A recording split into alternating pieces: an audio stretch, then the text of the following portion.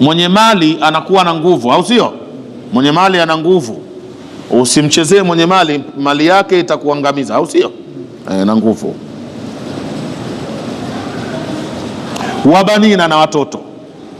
Na mtu mzima hata akazeeka vipi, kama ana vijana wake safi, bado ana nguvu huyo.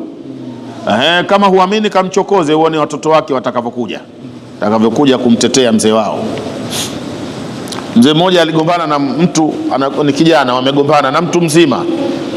Ugomvi pale unapoanza, wakaja watoto wa yule mzee. Walipofika wakambeba yule kijana juu, wakamwangusha chini mpaka wakamuumiza. Yule mzee anamwambia, bwana, si nilikwambia uniwezi mimi? Toka mwanzo mwambia mimi uniwezi, mimi nina nguvu. Nguvu yake ndo ile ya watoto wake. Wa amdadna lakum bil amwali wal banina, tukakutieni nguvu kwa mali na watoto. Bi amwali wa banina. Waja'alnakum akthara nafira, tukakufanyeni kuwa ni kundi kubwa. Wasomaji, mnanielewa?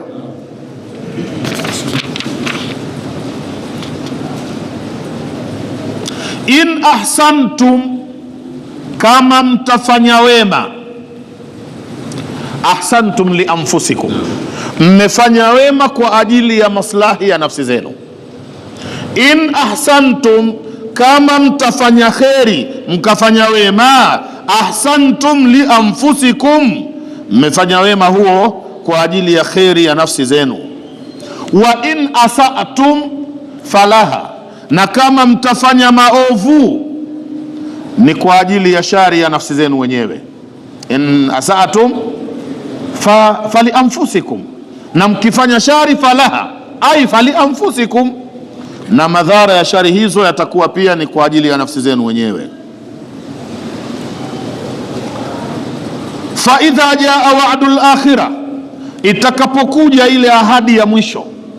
Wa'dul akhirah ai akhiral marrataini, ikaja waadi wa mwisho kati ya zile waadi mbili.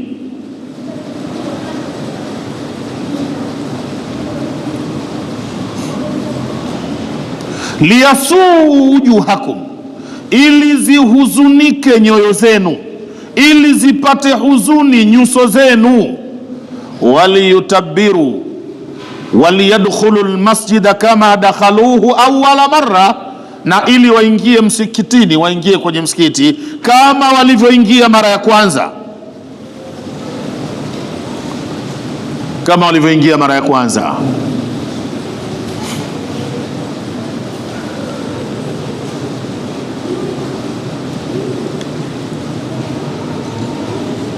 Kama dakhaluhu awwala marra, kama walivyoingia mara ya kwanza.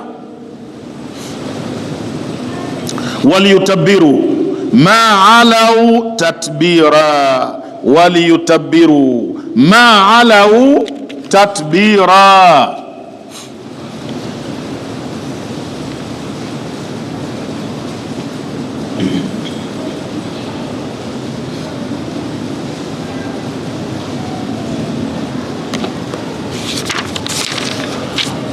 Waliyutabiru ay waliyahlaku, ili waangamie. Maalau, juu ya kile kiburi walichokifanya. Tadbira, kuangamia kuliko kukubwa kabisa.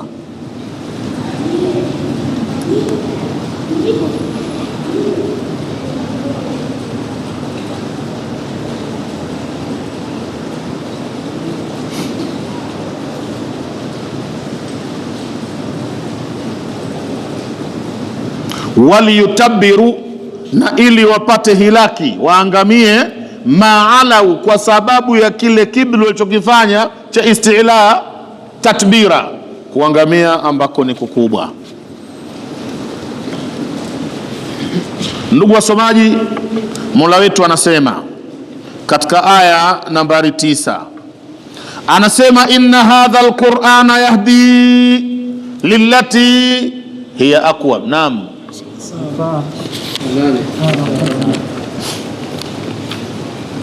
asa rabbukum an yarhamakum, sio? Kwa hakika Mola wenu atakurehemuni. Asa maana yake ni taraji, sio? Wa fi kalamihi ta'ala litahqiqi. Asa maana yake kwa Kiarabu huenda. Sasa kwa Mungu hakuna huenda, kwa Mungu kuna hakika, sio? Asa rabbukum, kwa hakika Mola wenu atakurehemuni, an yarhamakum. Wa in udtum, na kama mtarejea tena ufisadi, naud, nasi tutarejea tena kukuadhibuni. Wa in udtum, kama mtarejea kufanya uharibifu, udna, nasi tutarejea kuleta adhabu. Wajaalna jahannama, na tumeifanya jahannam. Wajaalna jahannam, tumeifanya jahannama, lilkafirina, kwa ajili ya makafiri, hasira. Wajaalna jahannama lilkafirina hasira, ay hasira lahum, ni kidhibiti. Hasira, jahannam ni yenye kuwadhibiti makafiri, wakishaingia hawatoki tena, sio? Lilkafirina hasira. Nafahamu maana ya hasru, sio? Hasru ni kudhibiti jambo likawa haiwezi kutokea kinyume chake, ndio hasru. Kwa jahannam kwa makafiri ni hasira, ni yenye kuwazunguka, kuwadhibiti, kwamba ikisha wakamata, la khuruja fihim, hakuna kutoka ndani yake.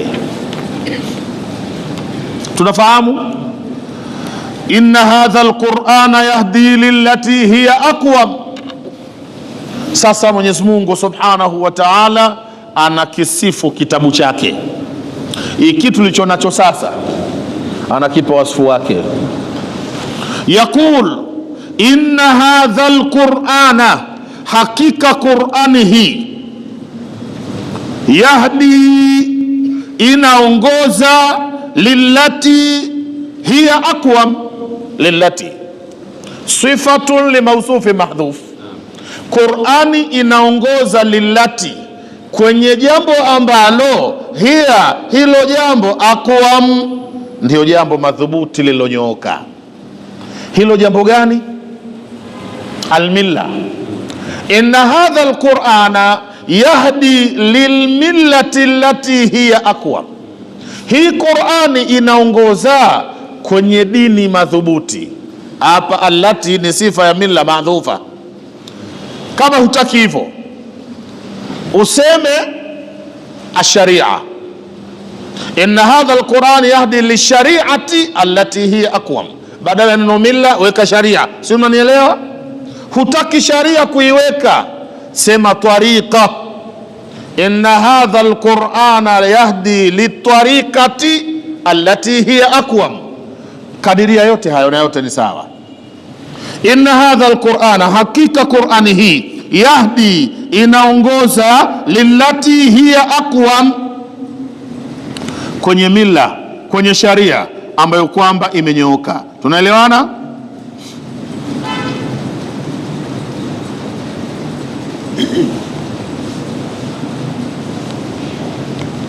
Na haya yamekuja sana kwenye msahafu, lillati hiya aqwam, lillati hiya ahsan, sio? Kulli ibadi yaqulu allati hiya ahsan, waambie waja wangu waseme maneno ambayo ni mazuri zaidi.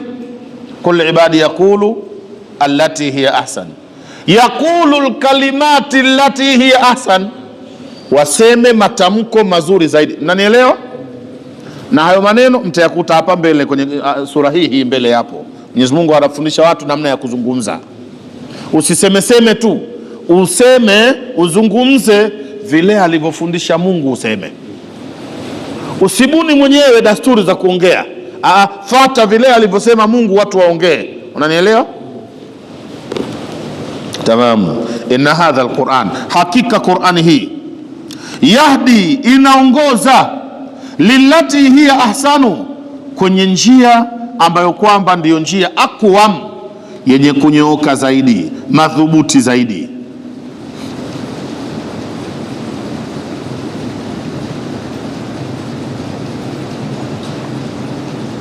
Wayubashiru almu'minin, na Qur'ani inatoa habari njema kwa wenye imani.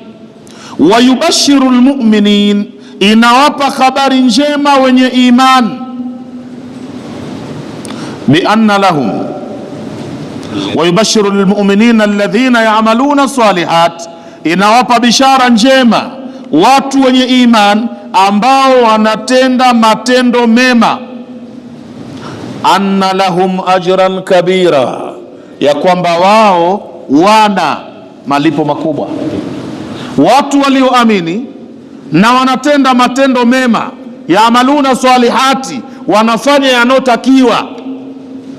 Jamani, unaelewa? Wanafanya yanayosilihi. Mara nyingi Mola asemi amanu wa amilul hasanati, anasema amanu wa amilu salihati, kwa sababu jambo linaweza kuwa jema na halitakiwi. Unatakiwa utende lile litakiwalo, linalosilihi. Kila saliha ni hasana, lakini sio kila hasana ni salih. Ilamu wantabihu, zindukeni, kila salih ni hasan, lakini sio kila hasan ni salih. Kila jambo salih ni jema, lakini sio kila jema ni salih. Sio kama mnanielewa hivi. Linaweza kuwa jambo jema na halitakiwi kamwe, na ukilifanya hujapatia, lakini jema. Lakini likiwa salih lazima liwe jema. Sio kila jema ni salih. Ndo nini maneno kama haya?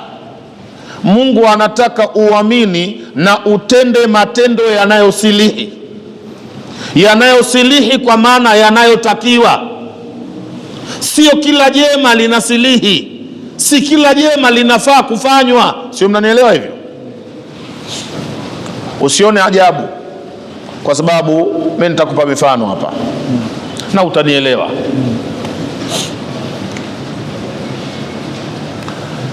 Nyumbani kwako mwenyewe, ikifika saa 8 usiku, nyumba nzima wamelala, na unajua usingizi wa saa 8 usiku, huo ndio wakati wa sahar, sio?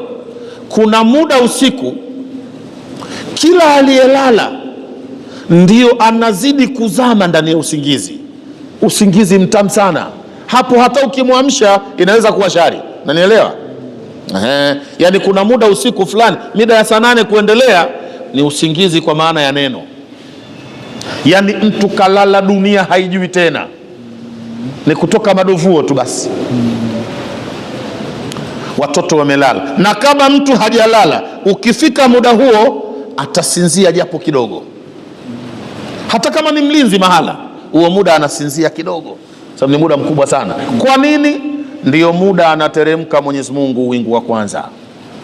Yaqulu Allahu Ta'ala, yaqulu sallallahu alayhi wasallam, idha kana thuluthul akhir min al-layli yanzilu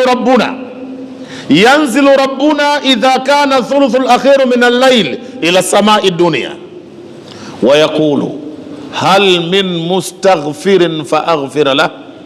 Ikifika theluthi ya mwisho ya usiku, anashuka Mwenyezi Mungu mpaka mbingu ya kwanza kila siku, na hata leo alishuka mbingu ya kwanza, anakuja kuongea na sisi. Mola anashuka mbingu ya kwanza kuzungumza na sisi, anasema hivi, hal min mustaghfirin fa aghfir lahu. Nyie watu, kuna mtu anaomba msamaha muda huu ni msamehe? Hal min hajatin, hal min sahibi haja fa unilahu almatalib. Nyinyi watu, kuna mtu ana haja yoyote nimpe anavyotaka? Hal min kadha, hal min kadha, hatta yatlu alfajr. Anaendelea Mungu kunadi hivyo mpaka alfajiri itoke. Muda huo sasa ambao Mungu anaongea na sisi, shetani hataki tuwe macho. Ibilisi anataka ukorome. Mungu anauliza nani ana dhambi? Wewe unakoroma ili usimwambie Mungu ndo mimi. Ulitakiwa uwe macho ili umwambie Mola, mwenye dhambi ndo mimi, Mola wangu nisamee, au sio? Ibilisi hataki, anakuja kukupuliza hasa. Kama umewasha AC chumbani au feni, hata kama ilikuwa mbovu inakuwa nzima muda ule, ili usiamke, usikutane na maongezi yao na Mola. Acha kufikiri swali, Mungu anashuka mpaka mbingu ya kwanza kutoka wapi? Anashukaje? La, hayo usiniulize kabisa. Yanzilu rabbuna nuzulan yaliku bidhatihi al-a'la, anashuka mwenyewe ushukaji unaolingana na utukufu wake, au sio? Acha kufikiri Mungu anashuka, anatokea wapi? Na kama kashuka mbingu ya kwanza, uko alikokuwa kabaki nani? Yesu kashuka mbingu ya kwanza, ina maana kuna mahala katokea, sio? Alipokuja mbingu ya kwanza, uko alikotoka kabakia nani? Acha hayo maswali, hayo usiulize. Sisi tumeambiwa na Bwana Mtume Muhammad, tafakaru fi alai llahi wala tatafakaru fi dhati llahi fatahliku, fikirini, wazeni kuhusiana na neema za Mwenyezi Mungu alizokupeni. Fikirieni hayo, acheni kufikiria kuhusu Mungu mwenyewe. Ni kitu gani? Mtaangamia. Ukiwazawaza kuhusu Mungu unaangamia tu. Imamu Shafi anasema rahimahullahu taala, fakullu ma khatara bibalika fallahu almaula bikhilafi dhalika, kila utakavyofikiri kuhusu Mungu unampangia pangia mipango, labda mrefu mfupi, ana mikono mikubwa, unawazawaza hayo. Ukimaliza kuwaza utakuta Mungu ni tofauti kabisa na hayo mawazo yako, yuko vingine kuliko ulivyowaza wewe, na sasa unaangamia tu. Unanielewa? Unaangamia tu. Kwa hiyo msianze hapa anashuka. Mungu anashuka kila siku kwenye mbingu ya kwanza, kama anavyoshuka siku ya Arafa. Pale Arafa walokwenda hija siku ya Arafa, Mola anashuka mbingu ya kwanza pale, anakuja kuzungumza na waja wake, kuja kujifakarisha. Anakujaje sasa? Anashuka kwa mbawa? Anashuka namna gani? Hayo maswali usihoji, kwa sababu utaangamia. Nanielewa hivyo?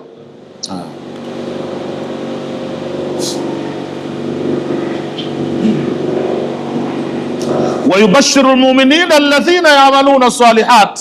Mwenyezi Mungu, Qur'ani hii inaongoza lillati hiya aqwam, kwenye njia ambayo ndiyo ya sawa sawa. Wayubashiru almu'minina alladhina ya'maluna salihat, Qur'ani inawapa bishara njema, inawabashiria walioamini na waliofanya yanayotakiwa. Walofanya yanotakiwa, si kila jema linatakiwa. Nilianza kupa mfano hapa, sio?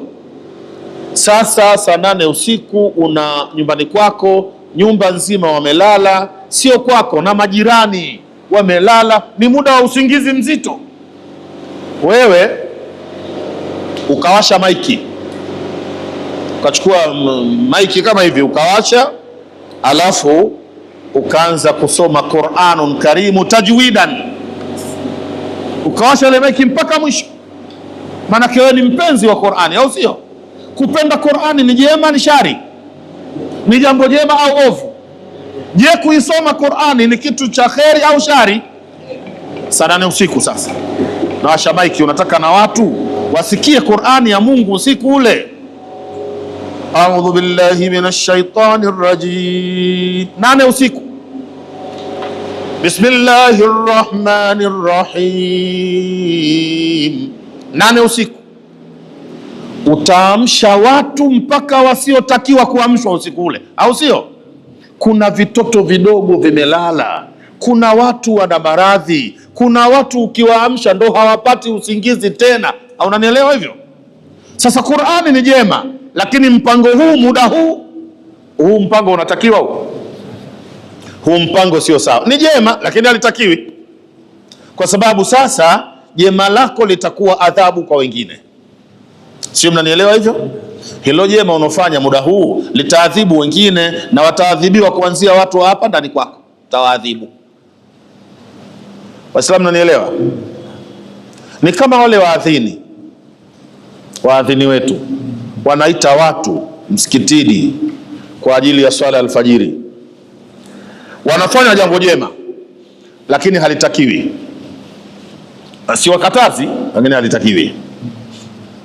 Waadhini wamekuja na mbinu ambayo haikuthibiti kabisa kwenye sunna ya Bwana Mtume Muhammad, haikuthibiti.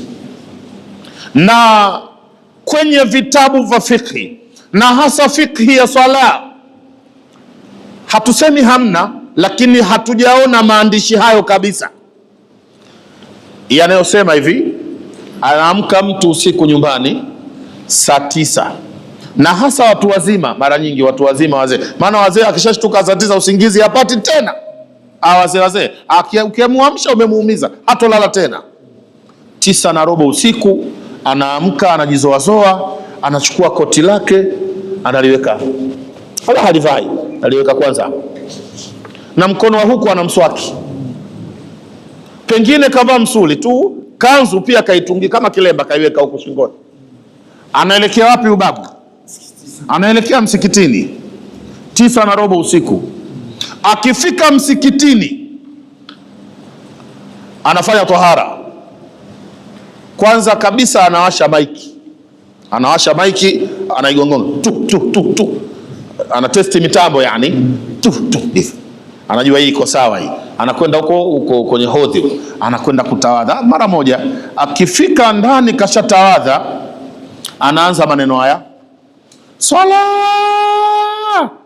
amkeni, kumekucha. 9 usiku, kumekucha, swala, kumekucha. We babu, hivi kuna kucha saa 9 usiku? Sisi Mungu katutaka tufunge, tuache kufunga kukicha, au sio? Somu tunafunga usiku, au sio mabwana, mnanielewa?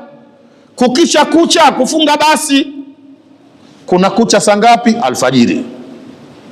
Wakulu washrabu hatta yatabayana lakum alkhaytul abyad min alkhaytil aswad min alfajri.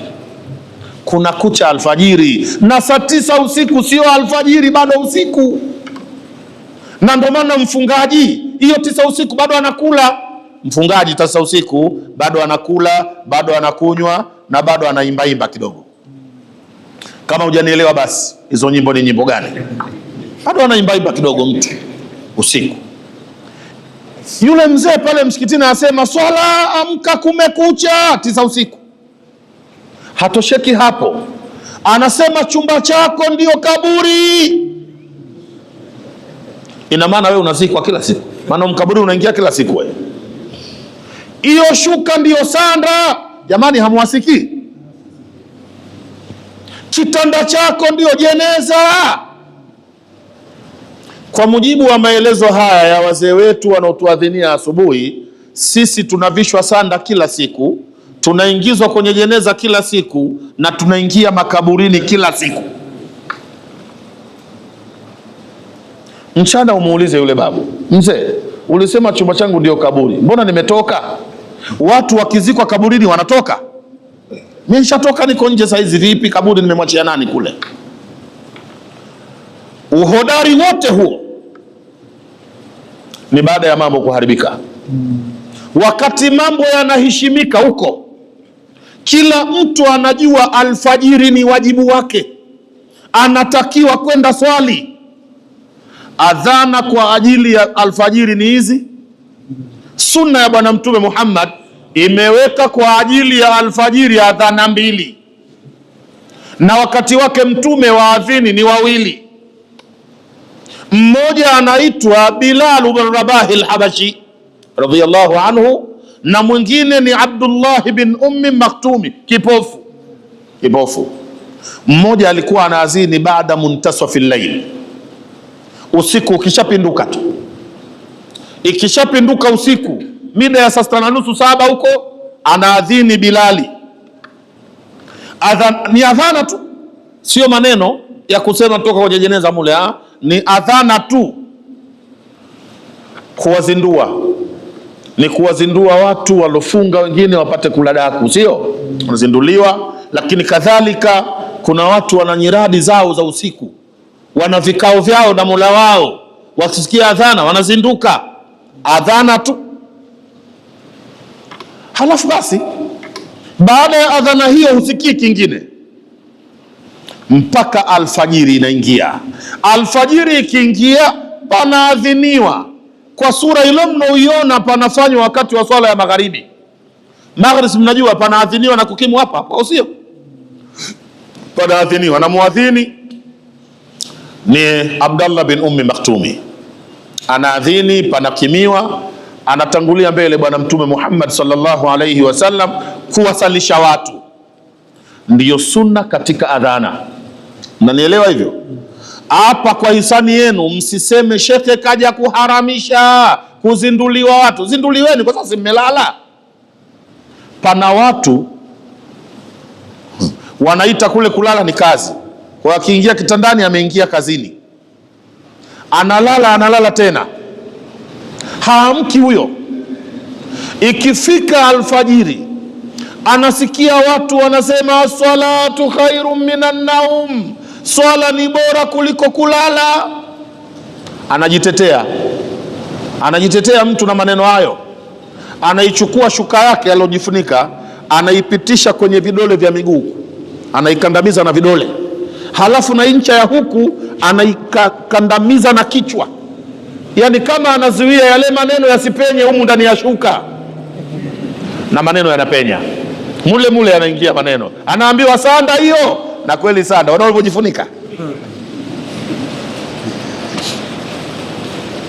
Kwenye ulimi wa hali yake anasema annaumu khairun min as-salah, usingizi ndio bora kuliko kuswali. Wakati yule anasema as-salatu khairu min an-naum, huyo anojifunika shuka akajibana moyoni kwake anasemaje? Anasema annaumu khairu min as-salah.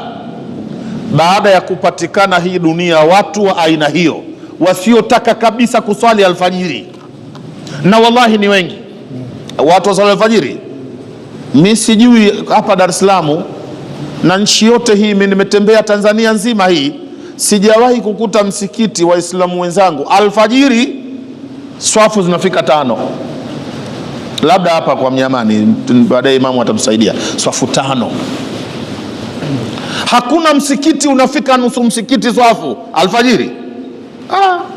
Ukiona kuna msikiti watu wanafika nusu ya msikiti, ujue huo msikiti wanasali mawali. Nenda wakakuombea dua watu hao. Hao ndio mawali wa Mwenyezi Mungu hao. Kuna misikiti mingine wallahi alfajiri ni imamu na maamuma huyu mmoja tu, 2 tu basi.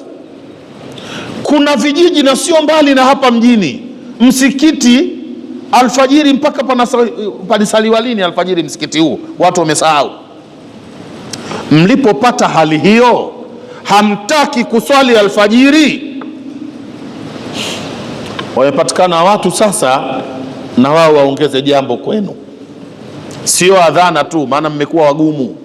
Inabidi muambiwe hivi, chumba ni kaburi, maana pengine ukisia kaburi utatoka. Wewe si utaki kukaa kaburini, utatoka tu. Shaambiwa kaburini huko. Isijekuwa kaburi kweli, goya nitoke, utatoka. Bwana shuka lako ndio sanda. Unajifunga, unalitizama kwanza, kweli? Maana mimi sijawahi kufa, pengine nimekufa sijajua tu. Kweli?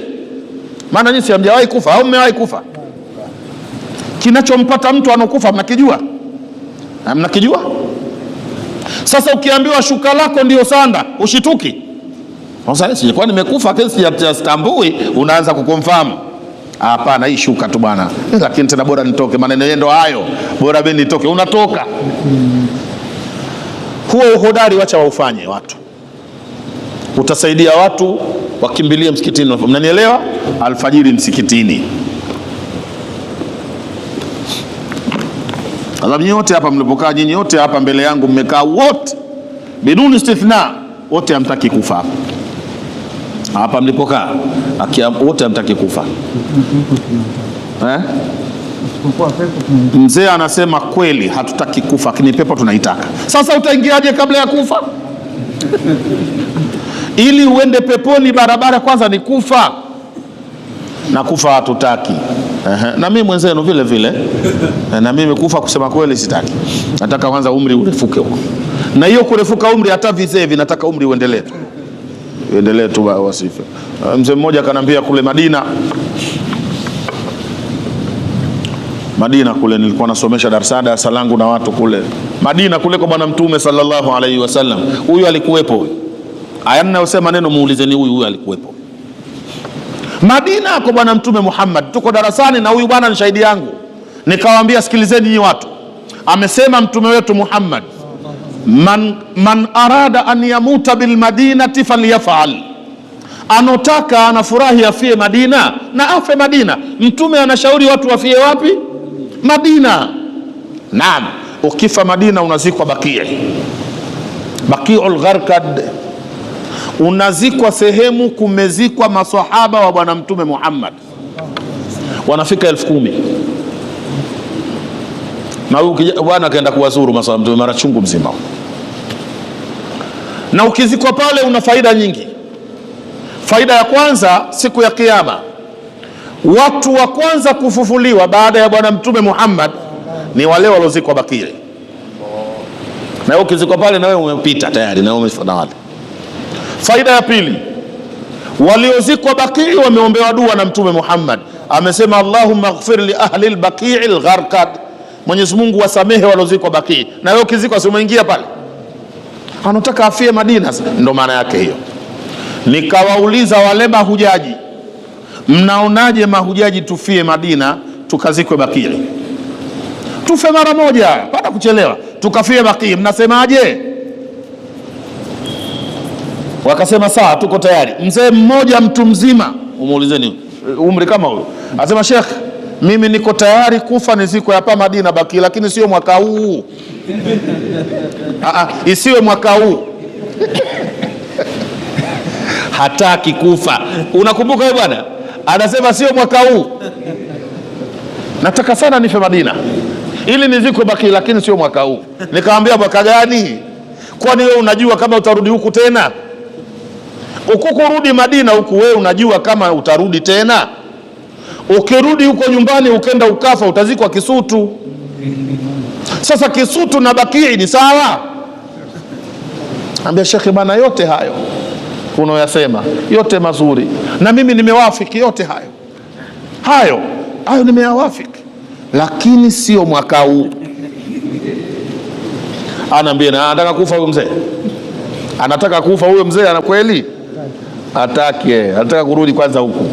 Kuna nini anafuata? Anajua mwenyewe hataki kufa. Mwenyezi Mungu atusaidie inshallah.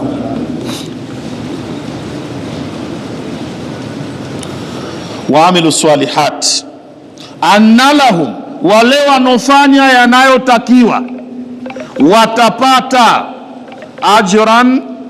ajran kabira, watapata ujira mkubwa inda rabbihim yawma alqiyama.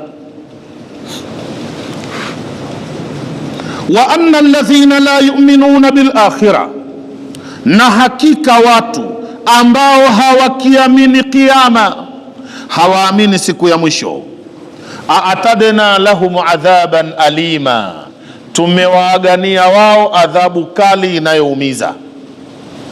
Walioamini na wanatenda mema yanayosilihi yanotakiwa, wale watapata ujira mkubwa sana. Lakini wale wasioamini siku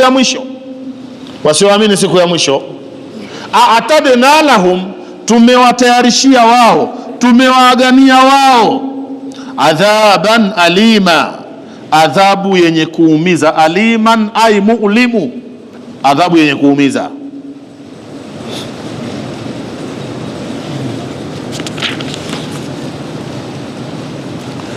Waja'alna al-laila wan-nahara ayataini, sawa.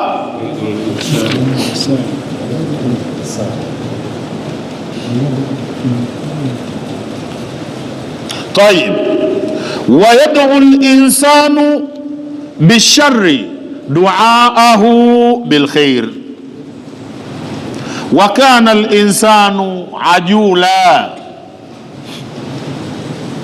Wa yad'u al-insanu bish-sharri du'aahu bil-khairi wa kana al-insanu ajula.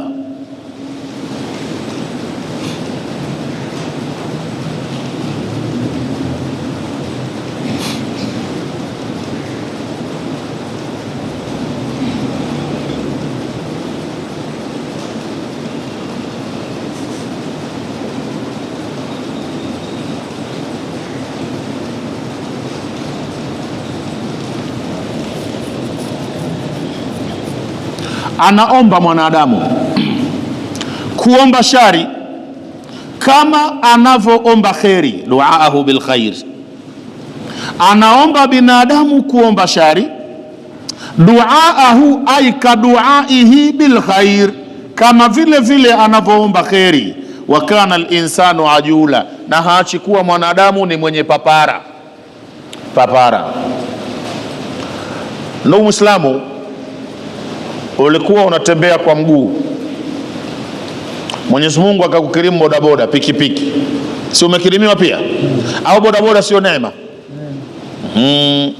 Wakati ushakuwa na bodaboda kwa ile tabia ya kwamba ulichonacho hakikutoshi, sasa wakati binadamu anaomba gari, badala ya bodaboda apate nini? Apate gari. Amesahau kama kuna mwanadamu mwenzie hana bodaboda na wala miguu ya kutembelea hana. Maana kabla ya bodaboda kwanza si uwe na miguu. Bodaboda ina maana gani kama miguu huna? Viatu vina maana gani kama mguu wa kuvaa viatu haupo? Lakini kwa ambavyo hatosheki mtu, anaomba chengine bila kutizama kuna mtu nyuma yake hana hata hicho alichonacho yeye, sio? Anataka Mungu nipe gari. Hili gari analoomba siku akilipata ndiyo shari yake. Akifika hapo jeti anakutana na lori la mchanga linampiga, na kuanzia hapo anakuwa mlemavu. Hii gari aliyoiomba ilikuwa kheri kwake, shari? Binadamu anaomba mambo ya shari asiyoyajua, kama vile anavyoomba kheri zije. Na kwa nini anafanya hivyo? Wa kana al-insanu ajula, binadamu haachi kuwa na papara ya kupata, afanya papara. Nanielewa sijui? Kana al-insanu ajula. Mifano iliyowekwa hapa ni mingi. I'lam annahu ta'ala lamma shar'a ma fi al-Qur'an al-Karim fi haqqi ibadihi wa ghayru dhalika min kalamihi. Al-insanu binisbati li'ajalatihi yatlubu ghayrahu ya'dilu ila ma ghairi bayanihi ta'ala fi kitabihi al-majid. Binadamu kashakirimiwa Qur'an, si ndio hii? Sisi tuna neema, si ndio? Qur'ani hii inatutosha, itutoshi? Jamanini, msahafu tumepewa na Mwenyezi Mungu, utuongoze sisi. Vipi, unatosha hautoshi? Kuna watu tele muongozo wa Qur'ani kwao hautoshi, wanatafuta kwengine. Nanielewa? Kuna watu Qur'ani kwao haitoshi, inabidi watafute miongozo kwengine. Na wengine mko hapa mmekaa, mmefiwa na mzee wenu, mzee wenu kaacha vijimali. Qur'ani haijaeleza namna ya kurithi. Nijibune kidogo hapa. Qur'ani haijasema mrithiane vipi? Mara ngapi mmeacha Qur'ani mmeelekea mahakamani? Kwani kwenye uadilifu ni wapi? Ni kwenye maelekezo ya Mungu au mahakamani? Ulimi wenu umekuwa mzito kwa sababu naona mnanielewa sasa. Mnanielewa vizuri sana. Kwa mwanadamu anapewa cha kumtosha, kwa sababu ya papara anaomba kingine, kumbe kile kingine shari, lakini anakiomba kama vile anavyoomba kheri. Limadha wa kana al-insanu ajula, mwanadamu haachi kuwa na papara, anapupa kwenye kupata mambo. Ni watu mnanielewa?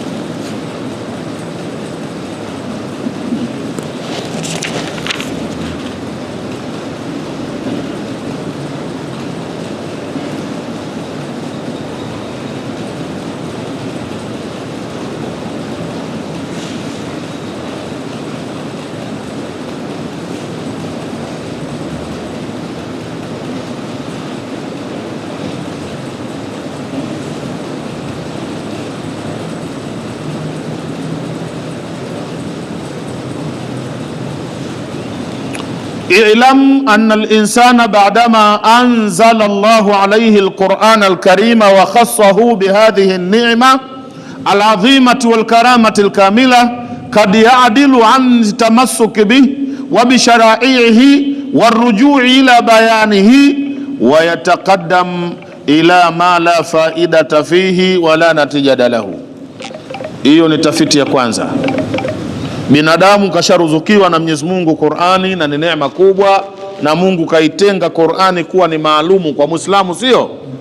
Inatokea mwanadamu akaacha kitabu cha Mungu akatafuta mengine, ili akapate kule kuliko kwenye Qur'ani Karim. Kwa nini? Wa kana al-insanu ajula.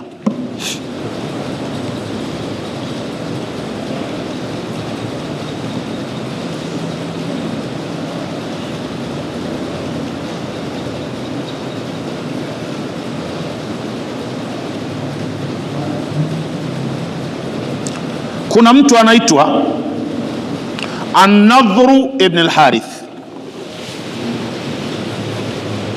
Huyu ni kafiri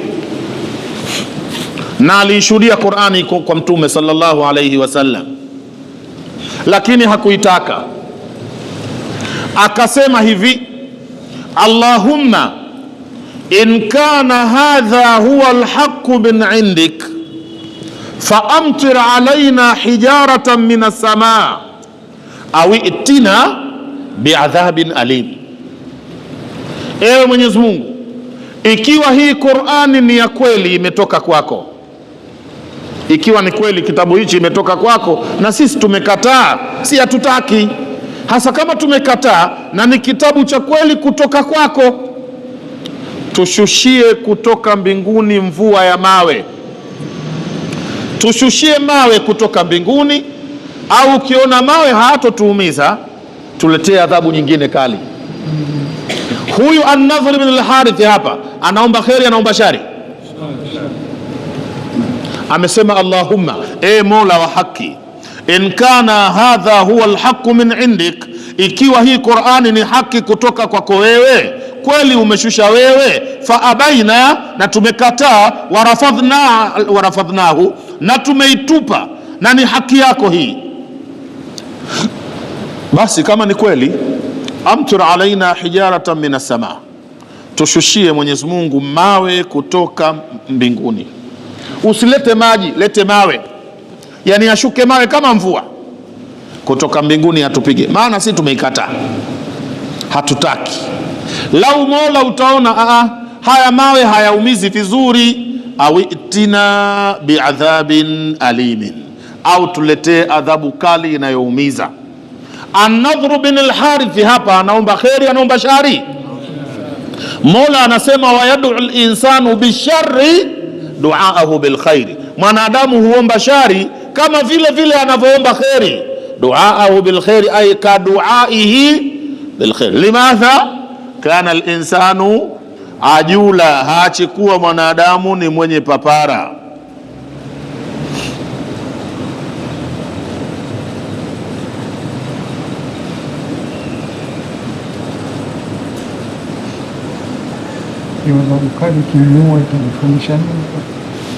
Ujinga, ujinga, dua hiyo ni ujinga.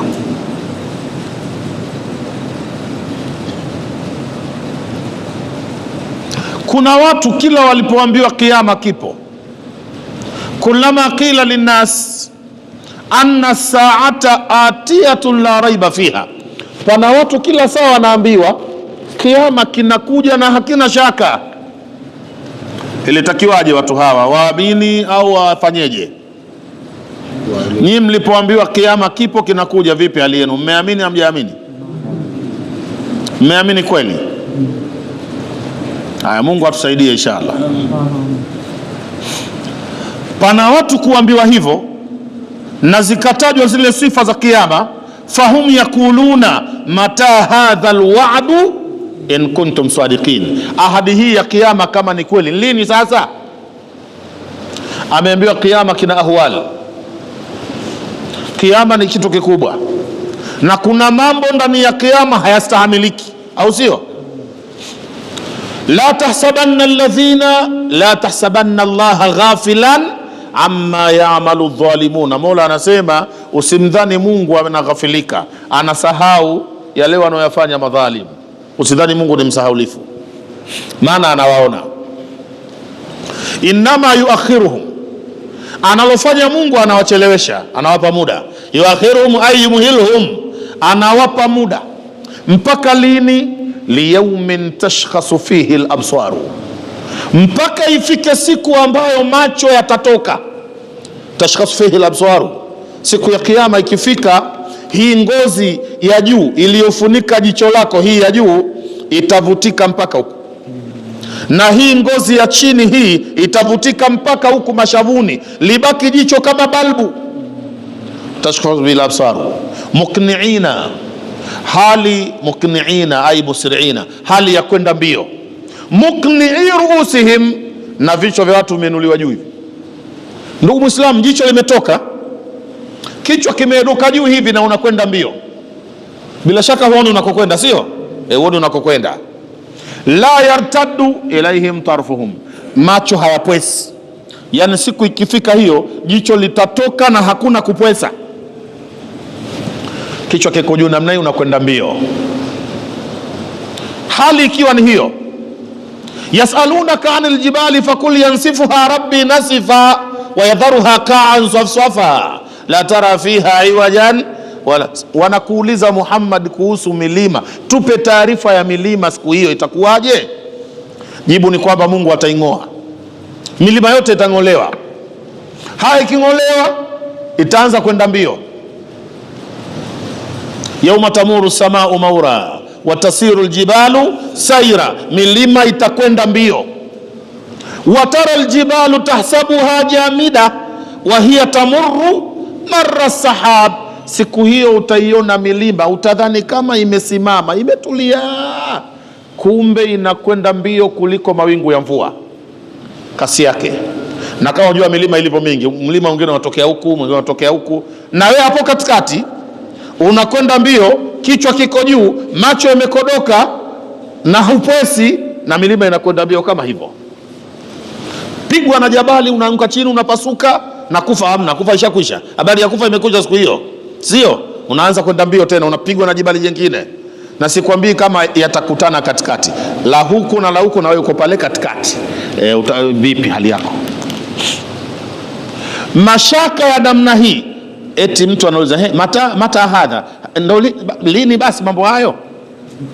Mata hadha alwa'du, ahadi kama hiyo lini inatokea? Yani kama ana hamu nayo. Anasema huyu mzee, ukiona hivyo sio kalala na njaa siku hiyo huyo mtu.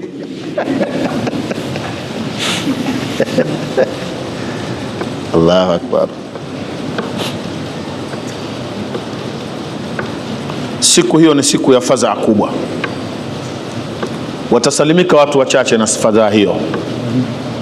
Mwenyezi Mungu atutie katika wao. Innal ladhina sabaqat lahum minna alhusna ulaika anha mubadun, watu ambao limeshatangulia kwao neno letu jema, hao watawekwa mbali hao na moto. La yasmauna hasisaha wa hum fi mashtahat anfusuhum khalidun, hawatosikia mvuke wa moto wa Jahannam, sio kuingia, hata vuke lake hawalisikii. Watakuwa wamekaa mahala kwenye mambo yanotamaniwa na roho zao. La yahzunuhumul faza'ul akbaru, haitowafadhaisha, haitowahuzunisha fadhaa ya siku kubwa, hawatofadhaika wao. Watatalakahumul malaika, wao watapokelewa na malaika. Mwenyezi Mungu ajalie katika wao, pokelewa na malaika, wanaambiwa hadha yaumukum alladhi kuntum tu'adun, hii ndo siku yenu mliokuwa mnaahidiwa. Mliambiwa kuna siku itafika ya mwisho na nyie mtakirimiwa, ndo siku yenu hii. Siku gani? Vituko vinaanza. Yauma natwi samaa katayyi sijilli lilkutub kama badana awwala khalqin nu'iduhu wa'dan alaina inna kunna fa'ilin. Siku gani hiyo? Siku tutakapokunja mbingu kama unavyokunja ukurasa wa kitabu. Mbingu siku hiyo Mungu ataikunja hivi,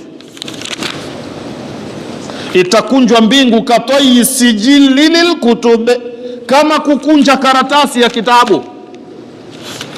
Halafu pana mtu anauliza mata hadha alwa'du, sawa, ahadi hiyo lini kwani? Yani ana hamu nayo, lini kwani yatatokea hayo? Ni kama bwana, kuna muda, kuna siku hapa rais atakuja kwenye mtaa wetu hapa na watu watapatiwa kazi, wengine watapatiwa pesa. Sababu bwana, lini siku hiyo bwana? Hiyo siku ni lini hiyo? Ndio watu wameelezwa kiyama, wanasema mata hadha alwa'du in kuntum sadiqin. Haya ndiyo mambo yalotajwa. Wayad'u al-insanu bisharri du'aahu bilkhair, yani kama yad'u bilkhair. Limadha? wa kana al-insanu ajula, mwanadamu haachi kuwa na papara. Mimi nakoma kwenye aya hii ya 11. Kesho tukijaliwa insha Allahu taala tutaanzia aya ya 12 kuendelea mbele. Ninachokiomba Mungu aniwezeshe mpaka huu mwezi tukiufunga na sura hii iwe imekwisha biidhnillahi taala. Wallahu waliyu tawfiq.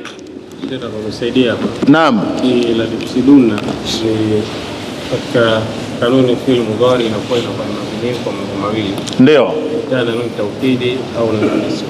Sahihi. Nataka unisaidia kwa la tufsiduna fil ardi marratayn wa la ta'alunna 'uluwan kabira. Hapo fi'li si mabniyo, hapo fi'li ni mu'rab marfuu. Unanielewa? Marfuu alamatu raf'i thubutu nun, rufi al-failu karahata tawali al-amthali. Kuna nuni tatu hapo, kuna nuni ya rafu na kuna nuni ya taukidi ambayo ndani yake nuni mbili. Nuni ya taukidi si nuni mbili, hizi nuni mbili zichanganye na nuni ya rafu. Fili inatakiwa vipi? Kwani ili fili iwe mabniyu ikutane na nuni taukidi au nuni inathi, sawa? Lakini nuni taukidi lazima iwe nuni mubashir, ile nuni iungane na fili. Hebu tuwasikilize watu wazima kidogo. Wa fi'lu amrin wa mudhiyin bunya wa a'rabu mudhari'an in ariya min nuni taukidin mubashirin wa min nuni inathin kayaruna manfutin. Wa fi'lu amrin wa mudhiyin bunya, fi'li amri na fi'li madhi ni mabniyu daima, sio haijai kuwa mabniyu.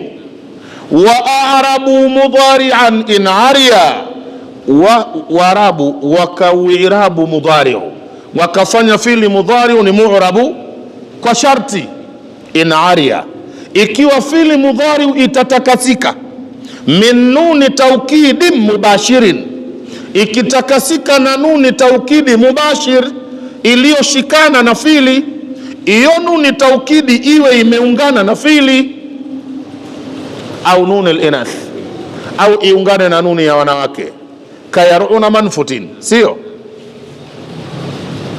Sasa hapa kwenye fi'li la tufsiduna